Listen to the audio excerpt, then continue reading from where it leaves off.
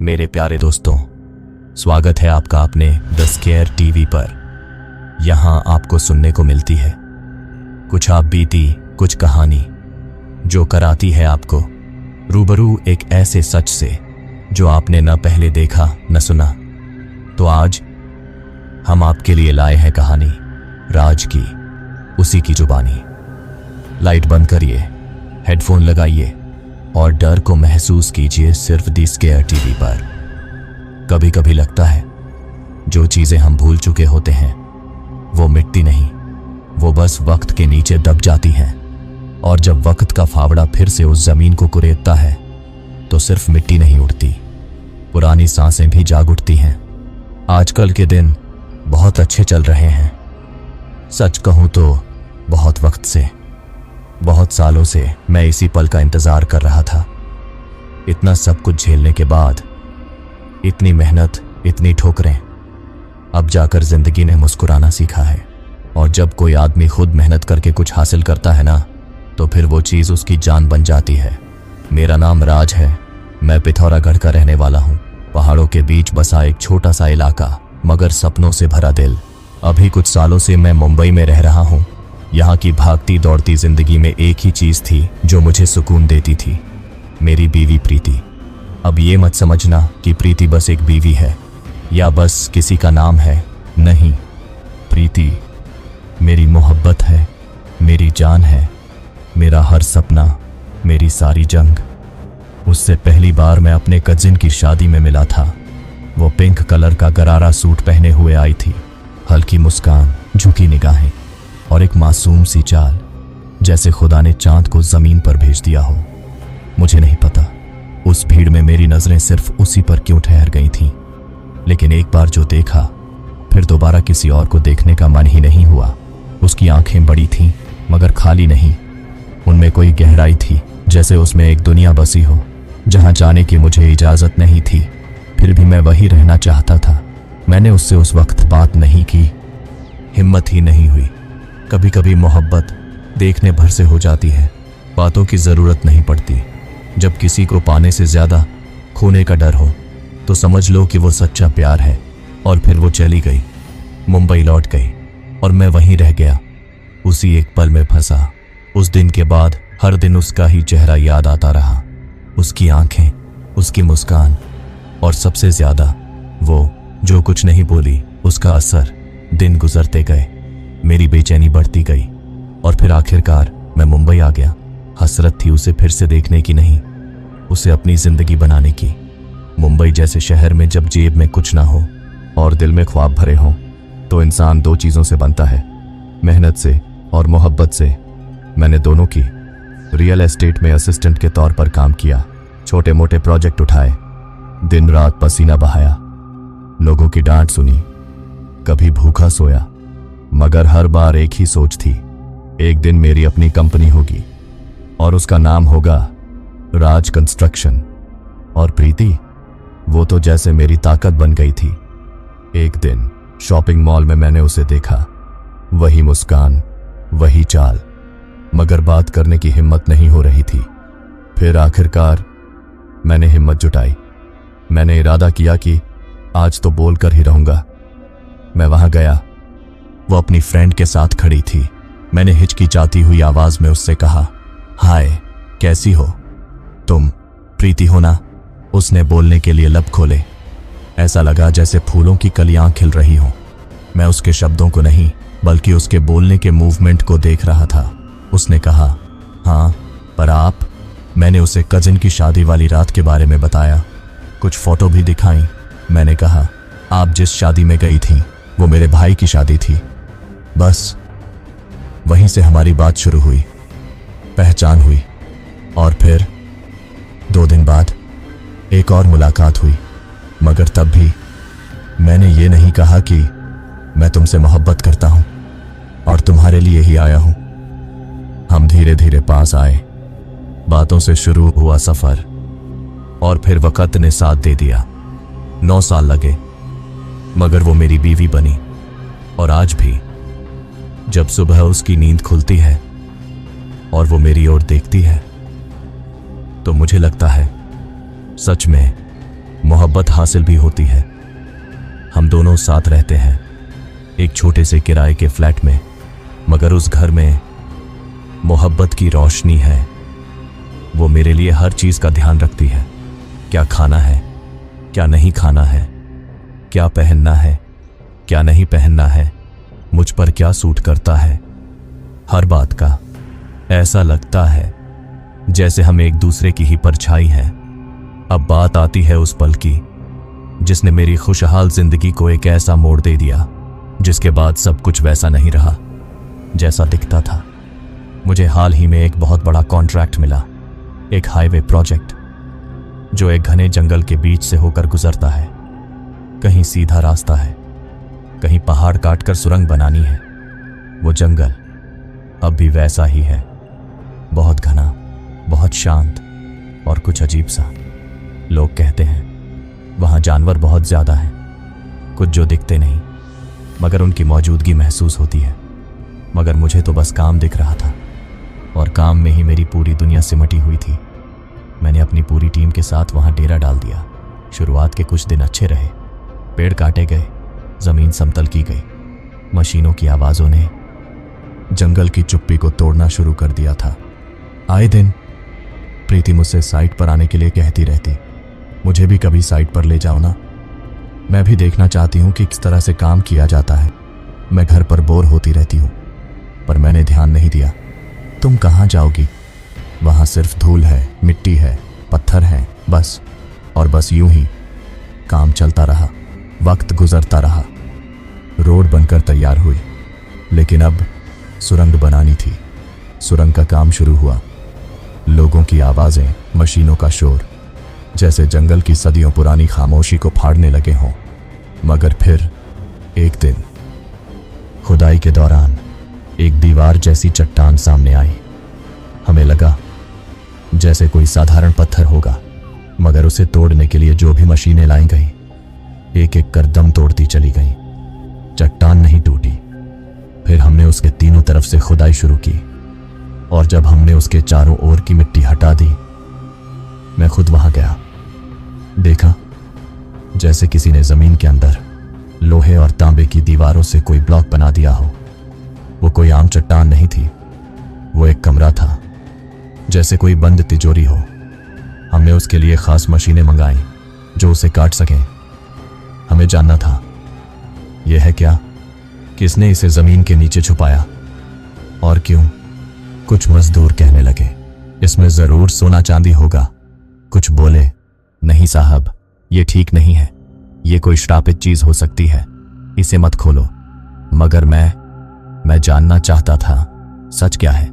आखिरकार हमने उसका एक हिस्सा काटा, और जैसे ही वो हिस्सा टूटा, एक भयानक सड़ी हुई बदबू बाहर आई, जैसे कोई मुर्दा सदियों से अंदर सड़ रहा हो।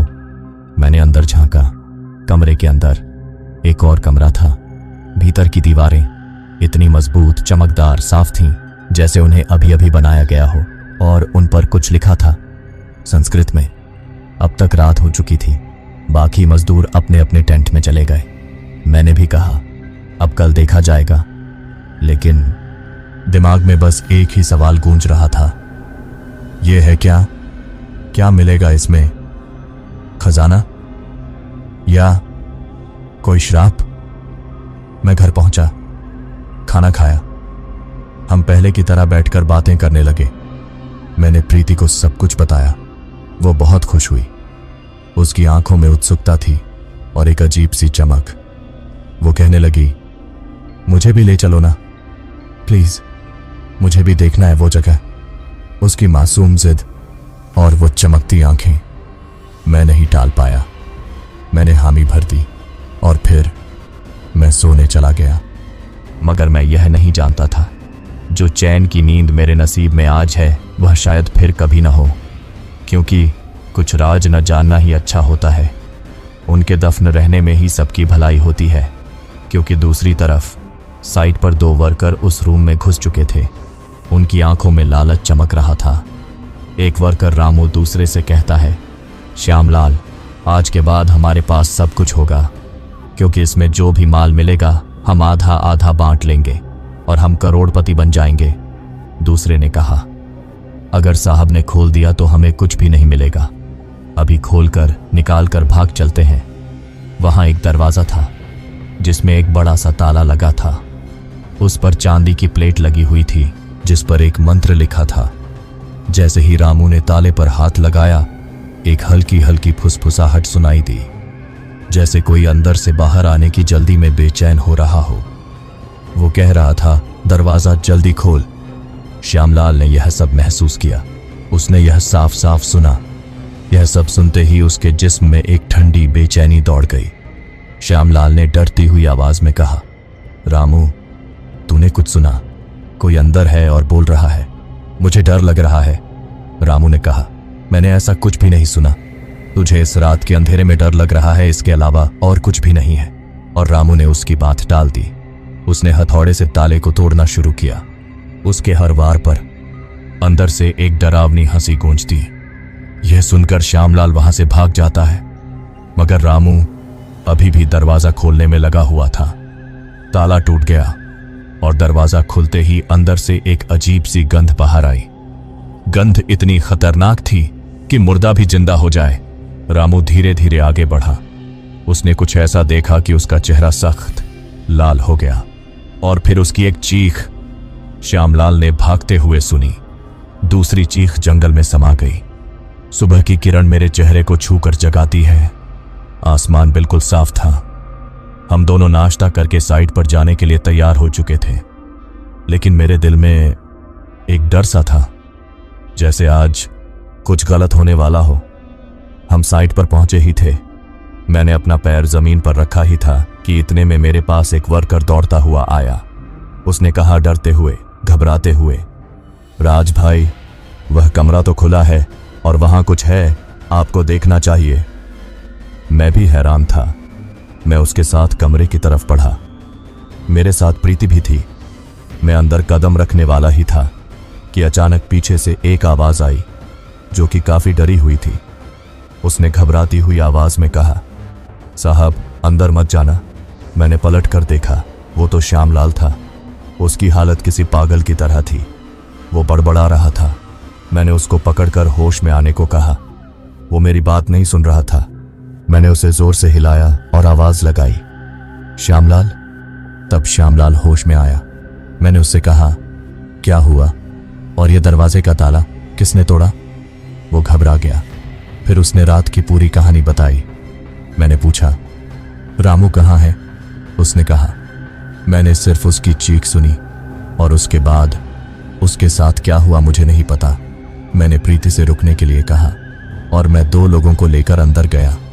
वहां पर घनघोर अंधेरा था, जैसे कि इस जमीन को रोशनी ने श्राप दे दिया हो। एक अजीब सी बेचैनी थी, एक अजीब सा डर था, जैसे कुछ होने वाला है। सामने एक और मूर्ति थी जो किसी आदमी की लग रही थी, मगर वो कोई साधारण मूर्ति नहीं थी। ऐसा लग रहा था जैसे उसमें कोई सांस लेता हुआ इंसान बसा हो, जो उस औरत जैसी मूर्ति को निहार रहा हो, बरसों से उसी हाल में, उसी पलक झपकती नजरों के साथ। वो नजरें पत्थर की नहीं लगती थीं।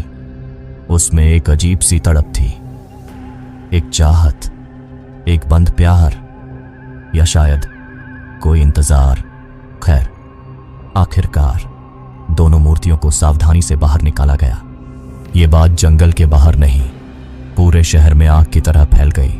न्यूज रिपोर्टर, इतिहासकार, पंडित, पुरातत्व विभाग वाले और ना जाने कौन कौन, हर कोई पहुंचने लगा उस जगह पर जिसे अब लोग भूगर्भ की रानी और उसका पहरेदार कहने लगे थे। मूर्तियों को बाहर लाया गया, धूप में रखा गया और बड़ी एहतियात से उनकी सफाई शुरू की गई। किसी ने एक पुरानी ब्रश से धीरे धीरे धूल हटाई, किसी ने कैमरे में रिकॉर्ड किया। न्यूज चैनलों की गाड़ियां, ड्रोन, स्पीकर, लाइव प्रसारण, हर रिपोर्टर किसी न किसी से पूछ रहा था, क्या लगता है आपको, कौन है ये औरत और ये आदमी? क्या ये कोई राजा रानी है या कोई दैवीय मूर्ति या कुछ और? हर तरफ सिर्फ एक ही चीज थी, शोर, उत्सुकता और रहस्य एक पंडित जी से पूछा गया तो उन्होंने मूर्तियों को दूर से देखा और धीरे से कहा, इन मूर्तियों के भीतर कुछ अधूरा है, कुछ ऐसा जो अब भी जिंदा है और जागने का इंतजार कर रहा है। अब तक मैं और प्रीति भी उस जगह पहुंच चुके थे और जैसे ही प्रीति ने उन मूर्तियों को देखा, उसका चेहरा सफेद पड़ने लगा, उसकी सांसें तेज हो गईं, उसकी आंखें ठीक उस सुनहरी औरत वाली मूर्ति पर टिक गईं। वो एकटक देखे जा रही थी। मैंने उसके कंधे पर हाथ रखा। प्रीति, क्या हुआ? सब ठीक है?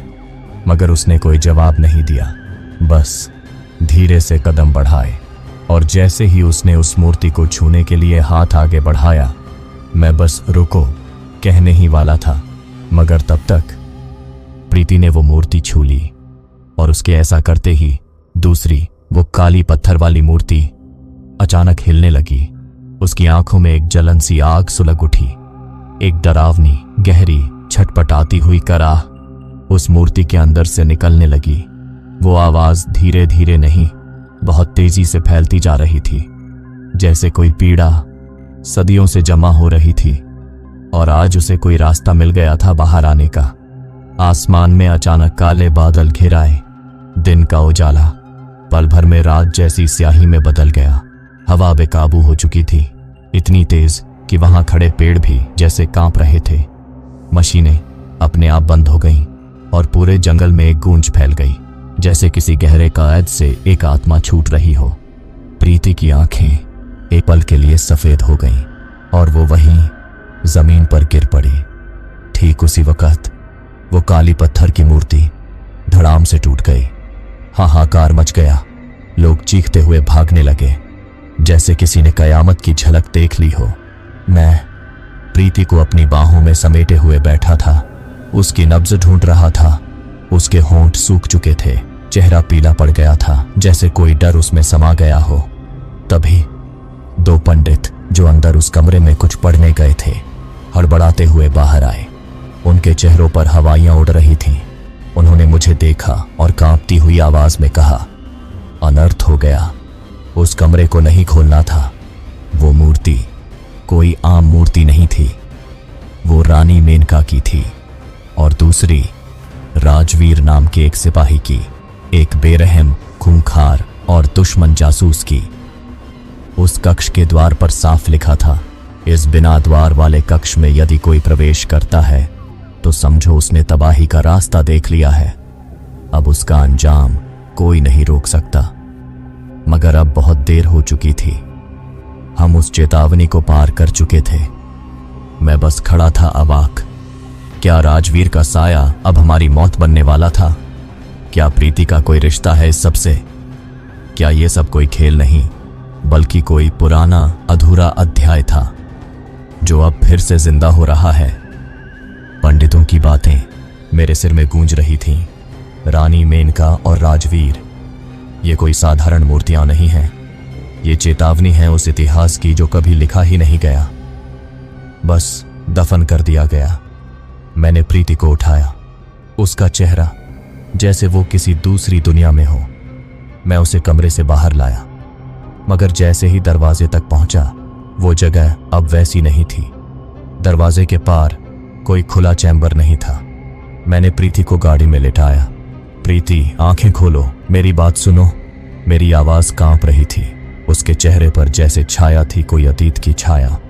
साइट पर कोहराम मच चुका था। पंडित बड़बड़ा रहे थे, इतिहासकार चुपचाप देख रहे थे, न्यूज चैनलों के कैमरे घूम रहे थे, मगर मेरे लिए इस वक्त सिर्फ प्रीति जिंदा थी।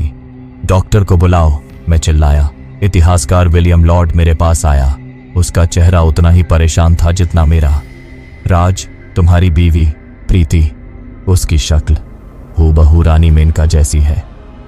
मैंने उसे कसकर पकड़ा। बोलो विलियम, क्या मतलब है इसका? उसने धीमे स्वर में कहा। मुझे लगता है प्रीति का कोई रिश्ता है इस सबसे, पिछले जन्म का। पिछला जन्म। मेरा दिल एक अजीब सी बेचैनी से भर गया। डॉक्टर आ गया। इनकी हालत स्थिर है, लेकिन इन्हें हॉस्पिटल ले जाना होगा। मैं प्रीति को गाड़ी में लेकर भागा। रास्ते भर उसकी हथेली थामे रहा। प्रीति, कुछ नहीं होगा, मैं हूं ना। मेरी आंखों में आंसू थे, मगर मैं उन्हें बहने नहीं देना चाहता था, क्योंकि इस वक्त मैं उसे नहीं, खुद को भी संभाल रहा था। अस्पताल में डॉक्टरों ने उसे भर्ती किया। टेस्ट हुए, मगर कोई जवाब नहीं मिला। इन्हें कोई गहरा सदमा लगा है, डॉक्टर ने कहा। मगर मैं जानता था यह सदमा नहीं है, ये कोई दरवाजा है जो अब खुल चुका है। मैं उसके बेड के पास बैठा रहा, उसके हर सांस को सुनता रहा, जैसे वो मेरी जिंदगी की डोर हो। रात ढल रही थी, मगर डर अब भी वहीं था, अंदर, मेरे और प्रीति दोनों के भीतर, एक ऐसे साए की तरह जो अब सिर्फ कहानी नहीं, हकीकत बन चुका था। अगली सुबह मैं साइट पर वापस गया। मेरा दिल नहीं चाहता था, मगर मुझे जवाब चाहिए थे। वो कमरा, वो मूर्तियां, वो संस्कृत के शब्द, सब कुछ मेरे दिमाग में उलझा हुआ था। श्यामलाल अभी भी वहां था, मगर उसकी हालत वैसी ही थी, डरी हुई, पागलों जैसी। मैंने उसे पकड़कर पूछा, श्यामलाल, सच सच बता, रामू के साथ क्या हुआ? वो कांपते हुए बोला, साहब, मैंने सिर्फ उसकी चीख सुनी, वो ताला तोड़ रहा था, और फिर एक हंसी आई, ऐसी हंसी जैसे कोई शैतान हंस रहा हो। मैं भाग आया। उसकी आंखों में डर था, और मैं जानता था वो झूठ नहीं बोल रहा था। विलियम और कुछ पंडित कमरे के पास खड़े थे। मैं उनके पास गया। क्या पता चला? मैंने पूछा। मेरी आवाज में बेचैनी थी। एक पंडित, जिनका नाम पंडित शास्त्री था, ने मुझे एक तरफ ले जाकर कहा, राज बेटा, ये कमरा कोई साधारण जगह नहीं है। दीवारों पर लिखा है, वो एक चेतावनी है। और विलियम और शास्त्री दोनों कुछ आपस में बातें करने लगते हैं, और राज उन दीवारों को देखते हुए अंदर वाले उस कमरे में चला जाता है। अब उसके सामने वो पत्थर की मूर्ति के टुकड़े पड़े थे। राज उसकी तरफ बढ़ते जा रहा था, जैसे वो मूर्ति उसको बुला रही थी। उसने हाथ में मूर्ति के टुकड़े उठाए। टुकड़े उठाते ही उसकी आंखें तुरंत सफेद हो गईं, जैसे राज की आंखों पर कोई पर्दा आ गया हो। और राज की आंखें किसी और जमाने खुलती हैं, जैसे कोई उसे सच से रूबरू करने के लिए लाया है। उस रात जब मैंने उस काले पत्थर की मूर्ति को छुआ था, मुझे नहीं पता था कि मैं क्या खोल रहा हूं। और फिर एक अजीब सी सनसनाहट मेरे पूरे शरीर में दौड़ गई, जैसे किसी ने मेरी रीढ़ में बर्फ पिघला दी हो। मेरी आंखें खुली थी, मगर जो मैं देख रहा था वो इस दुनिया का हिस्सा नहीं था। मेरे सामने जंगल था, घना, धुंध से भरा हुआ, और दूर से एक आदमी आता दिखाई दिया, मजबूत, सधे हुए कदम। उसकी आंखों में कोई डर नहीं था, उसकी चाल में जंग का सन्नाटा था। मैंने उसका नाम नहीं सुना था, मगर जैसे मेरे अंदर से कोई फुसफुसाया, यही है वो जिसने प्रेम किया और उसी प्रेम में जलाया गया। वो किसी को देख रहा था, एक और आदमी जो जख्मी हालत में जमीन पर पड़ा था, और दूसरा भालू झाड़ियों से निकल रहा था। राजवीर ने बिना सोचे अपनी तलवार निकाल ली। पहले भालू को मारा, फिर जख्मी आदमी के भालू पर टूट पड़ा। लड़ते लड़ते खुद बुरी तरह घायल हो गया और वहीं गिर पड़ा। वो आदमी जिसने उसकी जान बचाई थी, उसे उठाया और किसी महल की तरफ ले गया। और फिर वो आई, मेनका, सफेद चूनर, हल्के जहर जैसी आंखें, और ऐसा चेहरा जिसे देख कोई भी हथियार छोड़ दे। वो राजवीर के जख्मों को धो रही थी, धीरे धीरे उसकी धड़कनों को सुन रही थी, और शायद उसे पढ़ रही थी। राजवीर मुस्कुराया था पहली बार। वो एक दुश्मन देश का सिपाही था, एक जासूस, मगर उस मुस्कान में कोई साजिश नहीं थी, बस सुकून था और शायद प्यार। शुरुआत में राजवीर महल में सिर्फ एक जख्मी सिपाही था, एक दुश्मन जिसे जशवंत सिंह की बहादुरी नहीं, उसकी इंसानियत बचा लाई थी। मगर उस महल की सबसे नाजुक, सबसे खामोश सी परछाई थी मेनका, राजा की छोटी बहन। उसकी मुस्कान में चांदनी थी, मगर आंखों में अंधेरा था, और शायद उसी अंधेरे में राजवीर खो गया। मेनका ने राजवीर जले हुए घावों पर मलहम रखा, पर एक अजीब सी बात थी, जब वो उसकी जख्मों को छूती थी तो दर्द कम नहीं होता, बल्कि और गहरा लगता था, क्योंकि छूती थी उसकी रूह तक को। राजवीर अब उस महल में कैद नहीं था, बल्कि खुद को मेनका की नजरों में खो चुका था। वो हर रोज मिलते, कभी एक किताब के बहाने, कभी अपने दर्द की दवा के नाम पर, और मेनका, वो भी उससे प्यार की बातें करती। कभी कभी वो खामोश रहती, मगर उसकी खामोशी ही राजवीर के लिए इबादत बन गई। इधर राज अब उस अतीत को देख रहा था जैसे खुद वहीं मौजूद हो। एक रात की बात थी। चांद अधूरा था और हवाओं में कोई पुरानी गंध तैर रही थी। राजवीर दीवार के उस पार खड़ा था जहां मेनका झील के किनारे बैठी थी, अकेली। और एक दिन उसने अपनी असलियत बता दी। उसने धीमे कदमों से पास आकर कहा, रानी, मैं जानता हूं आपके लिए मैं एक दुश्मन हूं, पर इस जंग में हारने को दिल चाहता है। मेनका ने उसकी तरफ देखा। उन आंखों में न गुस्सा था न मोहब्बत, बस एक डर था कि कहीं राजवीर से सच्ची मोहब्बत न हो जाए। वो कुछ नहीं बोली, बस धीरे से पानी में हाथ चलाती रही। मगर उस रात के बाद कुछ बदल गया। राज, जो आज के समय में खड़ा था, वो सब देख रहा था, महसूस कर रहा था। वो जान गया था ये कहानी कोई मिथक नहीं थी, ये दो रूहों की कहानी थी जिन्होंने जंग के बीच एक दूसरे को छू लिया था। मगर हर मोहब्बत को मंजिल नहीं मिलती। राजवीर एक सिपाही था, एक जासूस जिसकी कसम थी दुश्मन की बर्बादी, और मेनका एक रानी जिसकी नसों में सियासत बहती थी। राज अब धीरे धीरे उस कमरे में फिर लौटने लगा। उसने पत्थर की मूर्ति के टुकड़े वहीं रख दिए, मगर उसके हाथ कांप रहे थे, क्योंकि उसने देख लिया था कि यह बस प्रेम कथा नहीं थी, बल्कि एक ऐसी त्रासदी थी जिसका अंजाम आज भी अधूरा था। वो जैसे ही कमरे से बाहर आया, विलियम और पंडित शास्त्री उसकी ओर भागते हुए आए। राज, क्या देखा तुमने? राज की आंखों में आंसू थे, मगर उनमें डर नहीं था। मैंने उसका अतीत देखा, राजवीर का, मेनका का, और एक अधूरी मोहब्बत का जिसे जला दिया गया धोखा देकर। पंडित शास्त्री की आंखें सिहर उठीं। तब तुम्हें यह भी पता होगा कि इस कहानी का अंत क्या था। राज ने सिर झुका लिया। नहीं, मगर मुझे यकीन है वो कहानी अभी खत्म नहीं हुई। विलियम ने फुसफुसाते हुए पूछा, और प्रीति, उसका क्या? राज ने गहरी सांस ली। शायद वो मेनका है, या शायद उसकी रूह जो आज फिर से इस दुनिया में लौटी है। अब राज जान चुका था वो खुद भी इस कहानी का हिस्सा है, और जो शुरुआत कभी तलवारों और साजिशों से हुई थी, उसका अंत अब प्रेम, आग और पुनर्जन्म से लिखा जाना था। अभी बहुत कुछ बाकी था, और राज अब पीछे हटने वाला नहीं था। और उसी पल वो सपना जो धड़कनों में पल रहा था, वो हकीकत की तलवार से चीर दिया गया। राजवीर वहीं खड़ा रह गया। उसकी आंखें मेनका के चेहरे को देखती रहीं। शायद आखिरी बार उसने सोचा था वो राजकुमारी अब सिर्फ एक लड़की है जो उसका हाथ थामेगी, मगर सामने खड़ी थी वही पुरानी दीवार, वही दूरी जिसे वो मोहब्बत से मिटा नहीं सका। तो तुमने खेला मुझसे? उसका गला सूख चुका था। मेनका ने कुछ नहीं कहा, बस मुड़कर जाने लगी। लेकिन जाते जाते वो ठिठकी और धीरे से फुसफुसाई, अगर तुमने मुझे पहले ही बता दिया होता तो शायद सब कुछ अलग होता। राजवीर ने वो रात उस महल की सबसे ऊंची मीनार पर गुजारी। आसमान में तारों से भरी एक चुप्पी थी, और उसके अंदर तूफान। उसने तलवार की मूठ कस ली।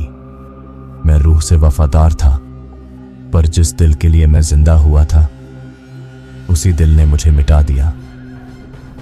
अगली सुबह महल में कुछ अलग सा माहौल था। जशवंत सिंह को किसी ने चिट्ठी दी थी जिसमें लिखा था कि उसकी जान को खतरा है। राजा ने महल की सुरक्षा बढ़ा दी और अब हर कोई सतर्क था। मगर उसी शाम वो हुआ जिसका डर राजवीर को महीनों से था, कहीं राज खुल न जाए। उसने सोचा वो आखिरी बार मेनका से मिलकर चला जाएगा, लेकिन जैसे ही वो महल की दीवार पर चढ़ा, एक हाथ ने उसे रोक लिया। वो सोहनलाल था, वही सेवक जिसने उसकी सच्चाई पहले दिन भांप ली थी। साहब, क्या कर रहे हैं आप? राजवीर की आंखों से आंसू निकलकर लहू में बदल चुके थे। मेरे लिए सब कुछ उसी दिन मर गया था जब उसने कहा हम राज चलाते हैं, मोहब्बत करना हमारा काम नहीं। सोहनलाल ने डरते हुए पूछा, अब क्या करेंगे आप? राजवीर ने कहा, बस एक बार मेनका से मिल लूं, फिर चला जाऊंगा कहीं दूर, जहां ना मेनका होगी न उसकी याद। क्योंकि जब एक प्रेमी का दिल टूटता है तो वो शायर नहीं बनता, वो राक्षस बन जाता है। इसीलिए मैं कहीं दूर चला जाना चाहता हूं। मगर सोहनलाल ने कहा, आपको अभी जाना होगा क्योंकि आपको सिपाही ढूंढ रहे हैं। मेनका ने महाराज को सब बता दिया, मगर राजवीर ने कहा, अब मेरा मिलना और भी ज्यादा जरूरी है। मैं उससे मिले बिना नहीं जाऊंगा। और वो खिड़की से मेनका के रूम में पहुंच जाता है। मेनका, तुमने ऐसा क्यों किया? तुमने मुझे पहले नहीं बताया और मेरे साथ खेलती रही। मेनका एकदम चुप थी, सर नीचे झुकाए। फिर अचानक उसने इतनी जोर से चीख मारी सिपाहियों, और सारे सिपाही अंदर आ गए, लेकिन राजवीर वहां से नहीं गया। सिपाहियों ने उसे गिरफ्तार कर लिया। राजवीर को राजा के सामने पेश किया गया। क्या तुम हमारे दुश्मन हो जो हमें मारने आए थे? अगर मारना था तो हमें उस दिन बचाया क्यों?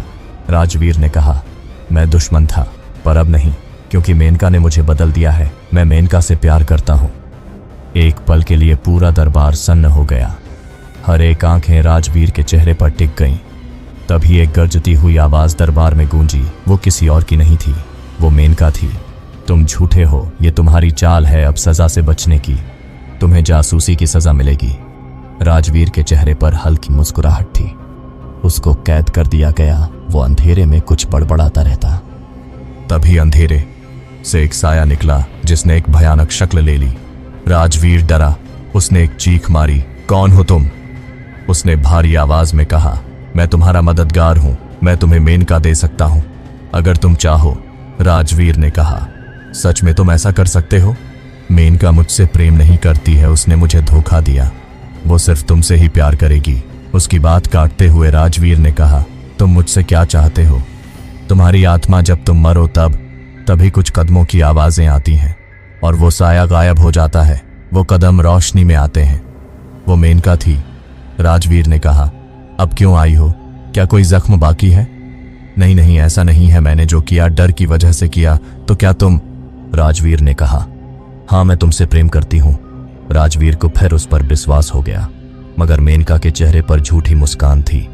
वो राजवीर को कैद में रखकर उसका इस्तेमाल करना चाहती थी।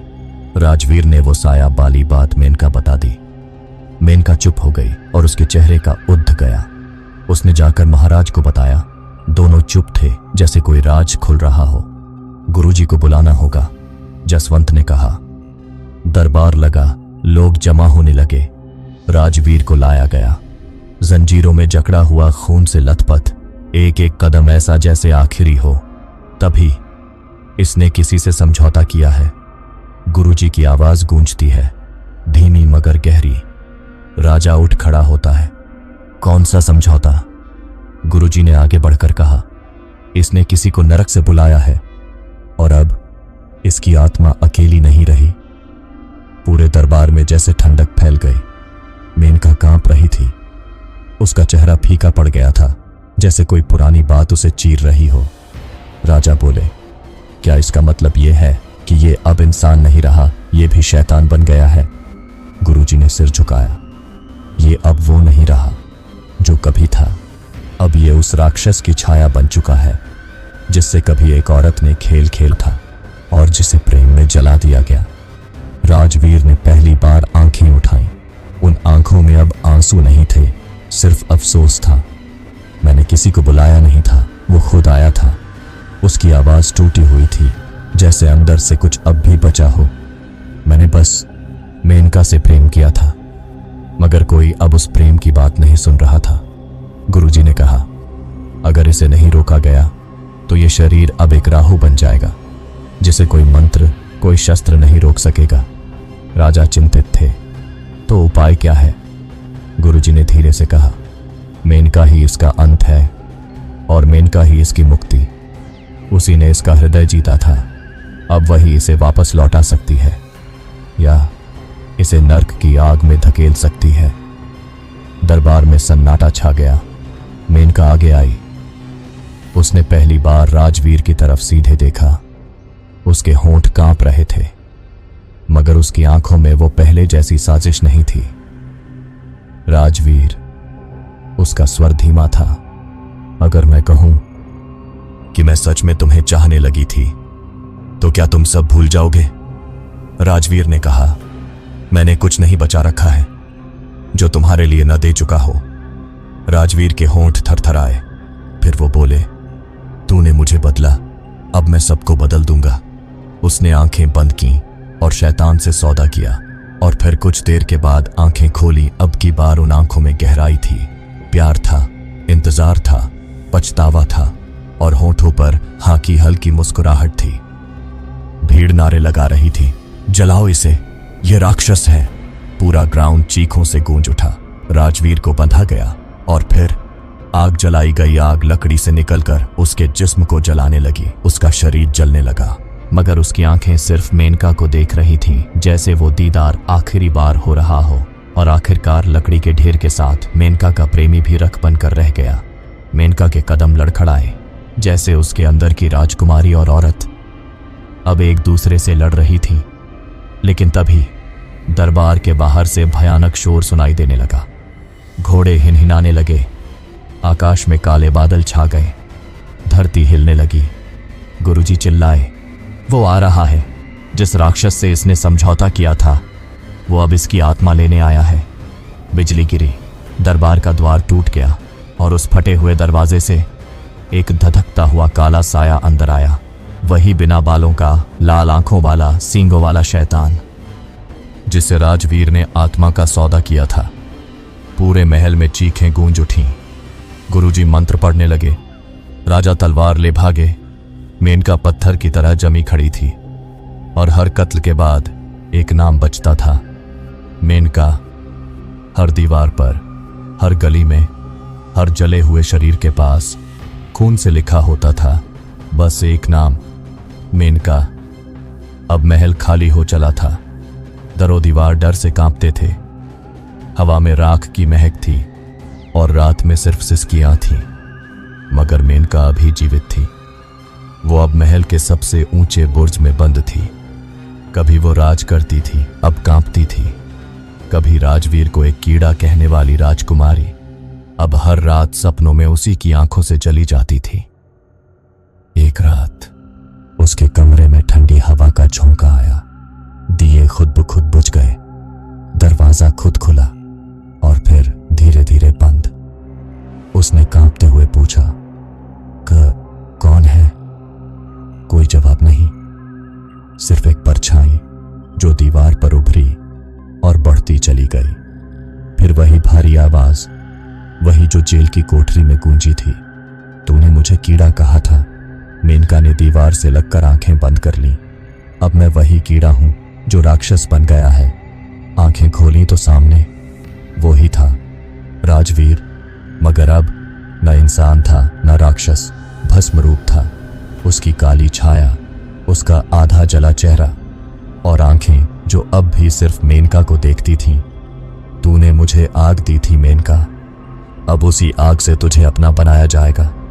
मेनका चिल्लाई, नहीं, मुझे माफ कर दो, मैंने प्यार किया था तुमसे, सच में। राजवीर की परछाई रुक गई। झूठ। उसकी उंगलियां हवा में उठी और उसी वक्त कमरे की जमीन फट गई। नीचे धधकती अग्नि थी, जैसे नर्क का द्वार खुल गया हो। मेनका जमीन पर गिर पड़ी। अगर मरना ही था तो मुझसे प्यार क्यों किया? उसने चीखते हुए पूछा। राजवीर धीरे से बोला, मैंने तो किया था, तूने खेला था। और फिर राजवीर की आत्मा ने मेनका को अपने साथ खींच लिया। दोनों आग में समा गए, मगर चीखें हवा में गूंजती रहीं। कहा जाता है उस रात के बाद महल के बुर्ज से रोशनी कभी नहीं बुझी। हर अमावस की रात एक जली हुई आत्मा गाती है। अब राजवीर को कैद किया गया पत्थर की मूर्ति में और सामने रखी गई एक सोने की रानी की मूर्ति मेनका के रूप में। पर चेतावनी ये है, अगर ये कमरा फिर कभी खोला गया तो दानव लौटेगा और इस बार मोहब्बत नहीं करेगा, सिर्फ तबाही होगी। तभी राज को कोई आवाज देता है, साहब, साहब, आपको विलियम साहब बुला रहे हैं। पंडित शास्त्री ने कहा, हमें अनुष्ठान की तैयारी करनी होगी। 7वें दिन चंद्रमा की रोशनी में हमें राजवीर की आत्मा को सच दिखाना होगा कि मेनका ने उसे धोखा दिया। मैंने पूछा, कैसे? उन्होंने कहा, हमें मेनका की आत्मा को पुकारना होगा, उसका सच सामने लाना होगा। इसके लिए हमें मेनका का हार चाहिए। मेरे दिमाग में सवाल था। हार? मैंने पूछा। विलियम ने कहा, हाँ राज, मेनका का सोने का हार। उसमें उसकी आत्मा का एक हिस्सा कैद है। वो कमरे में है। मैं जाऊंगा, मैंने कहा, मगर मेरे दिल में डर था। वो साया, वो हंसी, वो मुझे डरा रही थी। अस्पताल का वो कमरा मुझे हर पल तोड़ रहा था। मशीनों की बीप बीप मेरे दिल को चीर रही थी। प्रीति बेड पर थी, उसका चेहरा पीला, उसकी आंखें बंद। मैंने उसका माथा सहलाया। प्रीति, मैंने कहा, तुम मेरी ताकत हो। तुम्हारे बिना मैं अधूरा हूं। मेरी आंखों में आंसू थे। मैंने उन्हें रोका, मगर वो रुक नहीं रहे थे। डॉक्टरों ने कहा, इनकी हालत और बिगड़ रही है। हमें नहीं पता ये कितने दिन। वो रुक गए, मगर मैं समझ गया। मेरे दिल में जैसे किसी ने खंजर घोंप दिया। नहीं, मैंने खुद से कहा, प्रीति को कुछ नहीं होगा। मैंने उसका माथा चूमा। मैं तुम्हें बचा लूंगा मेरी जान। मगर मेरे दिल में डर था। वो साया, वो राजवीर, वो कहीं था। रात को मैं प्रीति के पास बैठा रहा, उसका माथा सहलाता रहा। अचानक मुझे फिर वही फुसफुसाहट सुनाई दी। मेनका, जैसे कोई मेरे पीछे खड़ा हो। मैंने चौंक कर पलट कर देखा। कमरा खाली था, मगर मेरे रोंगटे खड़े हो गए। मैंने प्रीति का हाथ और मजबूती से थामा। कोई भी आए, मैंने खुद से कहा, मैं तुम्हें नहीं छोड़ने दूंगा। सुबह मैं साइट पर गया। मेरा दिल नहीं चाहता था, मगर मुझे मेनका का हार ढूंढना था। पंडित शास्त्री और विलियम बरगद के पेड़ के नीचे थे। वो तांत्रिक यंत्र उनके सामने रखा था। मैंने पूछा, पंडित जी, वो हार, वो कहाँ होगा? पंडित शास्त्री ने गहरी सांस ली। राज बेटा, उन्होंने कहा, वो हार उस कमरे में है, उसके सबसे गहरे हिस्से में। मगर वहां जाना आसान नहीं। राजवीर का साया वहां है। मेरे गले में कुछ अटक गया। साया? मैंने पूछा। विलियम ने कहा, हाँ राजवीर की आत्मा उस हार को छूने नहीं देगी। वो मेनका को पाना चाहता है, और उसे लगता है प्रीति उसकी मेनका है। मेरे खून में आग दौड़ गई। प्रीति मेरी है, मैंने दांत पीस कर कहा, वो मेनका नहीं। पंडित शास्त्री ने कहा, हमें राजवीर को सच दिखाना होगा। मेनका ने उसे धोखा दिया था। वो हार उस सच का प्रतीक है। मैंने गहरी सांस ली। मैं जाऊंगा, मैंने कहा, मगर मेरे दिल में डर था। वो हंसी, वो गंध, वो साया, सब कुछ मुझे डरा रहा था। हम कमरे में दाखिल हुए।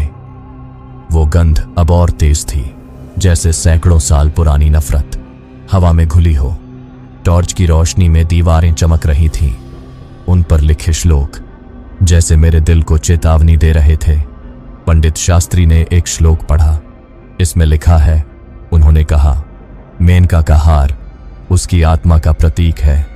वो इस कमरे के सबसे गहरे हिस्से में छिपा है। हमने खुदाई शुरू की। मेरे हाथ कांप रहे थे, मगर मैं रुका नहीं। प्रीति की वो मुस्कान मेरे सामने थी, उसकी वो हंसी, वो प्यार भरी बातें। प्रीति, मैंने मन ही मन कहा, मैं तुम्हें बचा लूंगा। मगर उसी पल वो हंसी गूंजी। मेनका, मेरे रोंगटे खड़े हो गए। मैंने टॉर्च घुमाई। अंधेरे में कुछ हिला, जैसे कोई साया मेरी ओर देख रहा हो। विलियम ने मेरे कंधे को पकड़ा। राज, डरो मत, उसने कहा, हमें हार ढूंढना होगा। मैंने गहरी सांस ली। ठीक है, मैंने कहा, मगर मेरे दिल में डर था। हमने और गहराई तक खुदाई की, और फिर मिट्टी के नीचे एक छोटा सा तांबे का डिब्बा मिला। मैंने उसे खोला। अंदर एक सोने का हार था। उसमें एक लाल पत्थर जड़ा था, जो टॉर्च की रोशनी में चमक रहा था। ये वही है, पंडित शास्त्री ने कहा, मेनका का हार। मैंने हार को अपने हाथों में लिया। वो गर्म था, जैसे उसमें कोई जिंदगी बाकी हो। मगर उसी पल वो हंसी फिर गूंजी। मेनका। अंधेरे में दो लाल आंखें चमकी। मेरे हाथ से हार छूटते छूटते बचा। वो यहां है, मैंने फुसफुसाया। पंडित शास्त्री ने मंत्र पढ़ना शुरू किया। उनकी आवाज कमरे में गूंज रही थी, मगर साया और करीब आ रहा था। विलियम ने कहा, राज, हार को ले जाओ, यहां से निकलो। मैंने हार को अपनी जेब में डाला और भागा, मगर मेरे पीछे वो हंसी थी। मेनका, तुम मेरी हो। मेरे रोंगटे खड़े हो गए। मैं अस्पताल पहुंचा। प्रीति की हालत और बिगड़ गई थी। उसकी सांसें और कमजोर थीं। मैंने उसका माथा सहलाया। प्रीति, मैंने कहा, मैंने हार ढूंढ लिया, अब तुम ठीक हो जाओगी। मगर मेरे दिल में डर था। वो साया, वो अभी भी था। पंडित शास्त्री ने फोन पर कहा, राज, अनुष्ठान के लिए तैयार हो जाओ। 7वें दिन हमें राजवीर का सामना करना होगा। मैंने गहरी सांस ली। मैं तैयार हूं, मैंने कहा, मगर मेरे दिल में सवाल था, क्या मैं उस साये से जीत पाऊंगा? क्या मैं अपनी प्रीति को बचा पाऊंगा? मैंने हार को अपने सीने से लगाया। प्रीति, मैंने चिल्लाया, मेरी प्रीति, मेरे पास आ जाओ। मैं तुमसे प्यार करता हूं। मेरी आंखों में आंसू थे। मेरी आवाज कांप रही थी। साया मेरी ओर बढ़ा। उसकी लाल आंखें जल रही थीं, जैसे बदला लेने की आग भड़क रही हो। मगर मेनका की आत्मा ने उसे रोका। राजवीर, उसने कहा, तू हारा। मैंने तुझे कभी प्यार नहीं किया। साये ने फिर चीख मारी। उसकी चीख जंगल में गूंज रही थी। पेड़ कांपने लगे, मगर वो कमजोर हो रहा था। उसी पल मेरा फोन बजा। अस्पताल से था। राज, प्रीति की हालत और बिगड़ रही है, जल्दी आइए। मेरा दिल जैसे रुक गया। मैंने पंडित शास्त्री की ओर देखा। जाओ बेटा, उन्होंने कहा, अनुष्ठान अभी पूरा नहीं हुआ, मगर तुम्हारा प्यार काम कर रहा है। प्रीति को पुकारो। मैं अस्पताल की ओर भागा। प्रीति बेड पर थी। उसकी सांसें रुक रुक कर चल रही थी। मैंने उसका माथा थामा। प्रीति, मेरी जान, मैंने कहा, मैंने राजवीर को सच दिखा दिया। अब तुम वापस आ जाओ। मेरी आंखों में आंसू थे। मेरी आवाज टूट रही थी। हर शब्द टूटते दिल से निकल रहा था। डॉक्टरों ने कहा, इनकी हालत में हल्का सुधार है, मगर अभी खतरा टला नहीं। मेरे दिल में एक उम्मीद सी जगी। सुधार? मैंने पूछा। हाँ, डॉक्टर ने कहा, इनकी नब्ज थोड़ी मजबूत हुई है।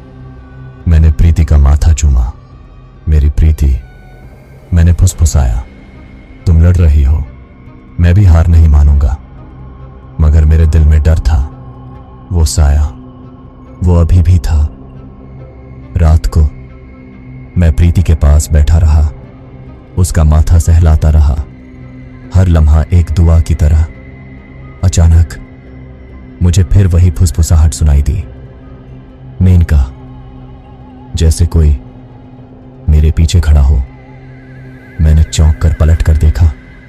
कमरा खाली था, मगर मेरे रोंगटे खड़े हो गए। मैंने जेब से मेनका का हार निकाला।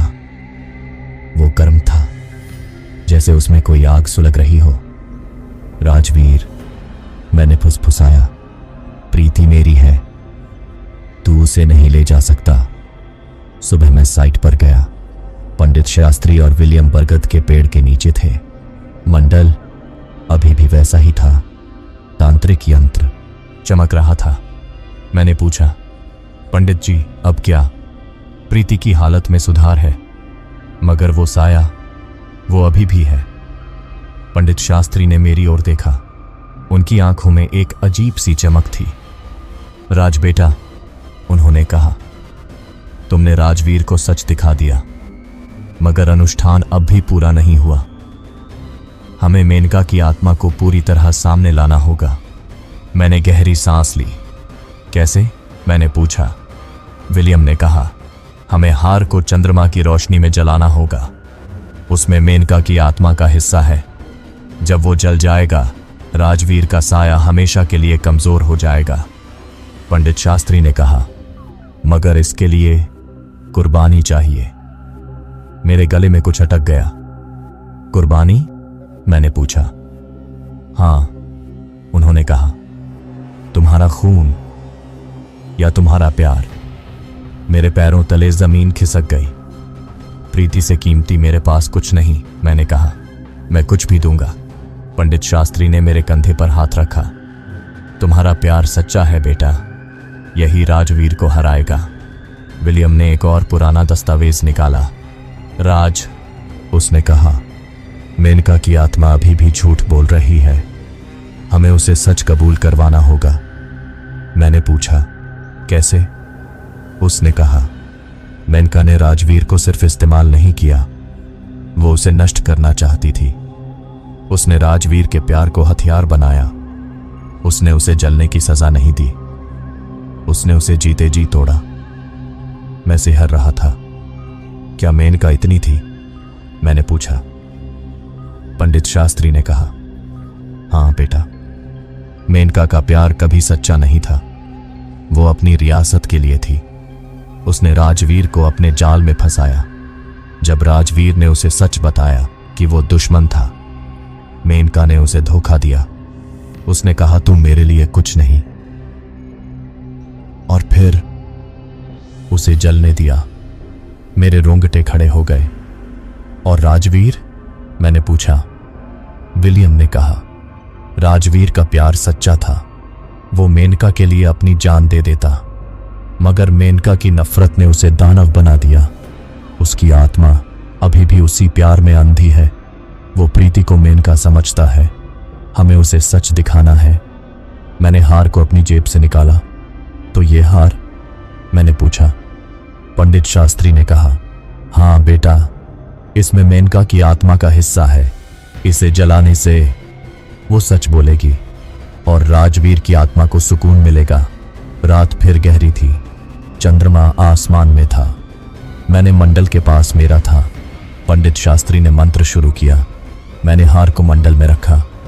प्रीति, मैंने मन ही मन कहा, मेरे लिए वापस आ जाओ। मंत्रों की गूंज जंगल में फैल रही थी। यंत्र चमक रहा था।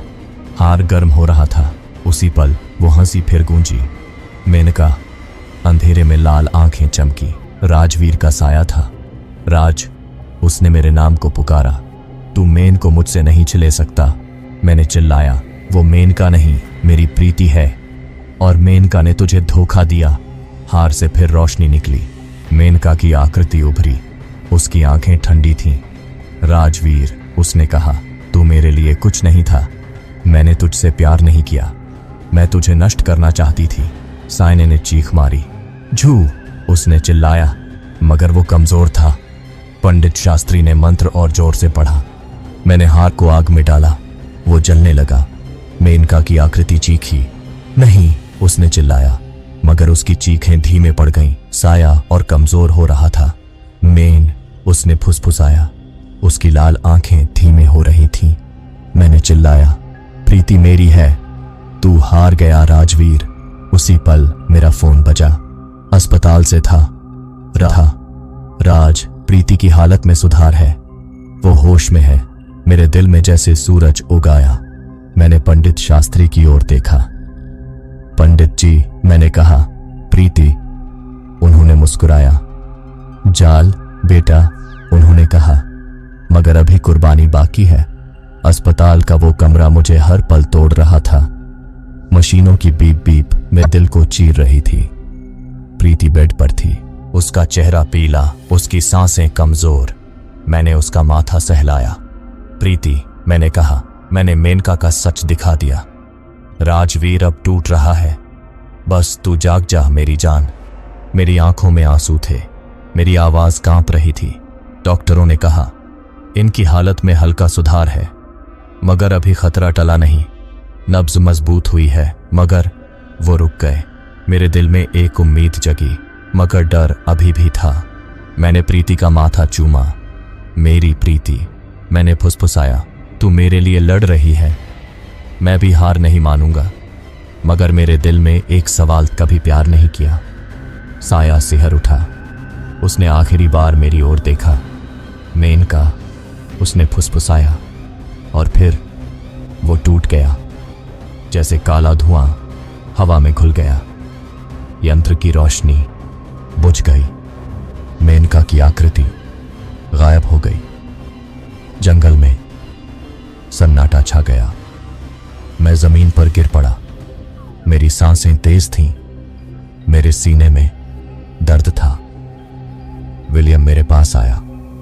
राज, उसने कहा, तूने कर दिखाया।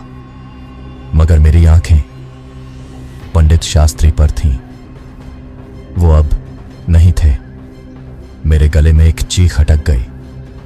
पंडित जी, मैंने फुसफुसाया। मेरी आंखों में आंसू थे। मेरा फोन बजा। अस्पताल से था। राज, प्रीति होश में है। वो तुम्हें पुकार रही है। मेरे दिल में जैसे सूरज उग आया। मैं अस्पताल भागा। प्रीति बेड पर थी। उसकी आंखें खुली थीं। उसके चेहरे पर वो हल्की सी मुस्कान थी। राज, उसने कहा। उसकी आवाज में प्यार था। मैंने उसे गले से लगा लिया। प्रीति, मैंने कहा, तू वापस आ गई। मेरी आंखों में आंसू थे। मेरी आवाज टूट रही थी। उसने मेरा चेहरा अपने हाथों में लिया। राज, उसने कहा, मुझे एक सपना आया। कोई मुझे पुकार रहा था। मेनका कह रहा था। मगर तेरी आवाज ने मुझे वापस खींच लिया। मेरे रोंगटे खड़े हो गए। मैंने उसका माथा चूमा। वो सपना था प्रीति, मैंने कहा। अब कोई साया तुझे नहीं छू सकता। डॉक्टरों ने कहा, इनकी हालत अब पूरी तरह ठीक है। कुछ दिन में घर जा सकती है। मैंने प्रीति का हाथ थामा। मेरी प्रीति, अब हम साथ हैं, हमेशा रहेंगे। कुछ दिन बाद प्रीति घर आई। हमारा छोटा सा फ्लैट फिर से प्यार की गर्माहट से भर गया। हर सुबह जब प्रीति मेरे लिए चाय बनाती, मैं उसकी मुस्कान में खो जाता। मगर मेरे दिल में पंडित शास्त्री की वो चीख थी। उनकी कुर्बानी ने मुझे टूटने नहीं दिया। जंगल का वो प्रोजेक्ट बंद हो गया। वो कमरा हमेशा के लिए मिट्टी में दब गया। मगर मेरे दिल में एक सबक था। प्यार सच्चा हो तो कोई साया उसे छू नहीं सकता। मगर उस प्यार की कीमत कभी कभी किसी और की जान होती है। पंडित शास्त्री की वो चीख मेरे कानों में गूंजती है। और राजवीर की वो आखिरी फुसफुसाहट वो मेरे रोंगटे खड़े कर देती है। प्रीति की मुस्कान मेरे दिल को सुकून देती थी। मगर रात के अंधेरे में वो गूंज लौट आती। मेनका, जैसे राजवीर का साया अभी भी जंगल की सायों में छिपा हो। पंडित शास्त्री की चीख, उनकी कुर्बानी प्रीति को बचा गई। मगर वो कमरा, वो लाल आंखें, वो ठंडी फुसफुसाहट कभी नहीं भूलती। सुनो दोस्तों, ये कहानी सिर्फ मेरी नहीं, ये हर उस दिल की है जो डर और प्यार की जंग लड़ता है। ऐसी रोंगटे खड़े कर देने वाली कहानियां सिर्फ द स्केयर टीवी पर मिलेंगी। हर साया, हर चीख, हर नफरत की गूंज तुम्हें पुकार रही है। द स्केयर टीवी को अभी सब्सक्राइब करो, लाइक करो और कमेंट में अपनी डरावनी कहानी बताओ। द स्केयर टीवी, जहां हर साया जिंदा है।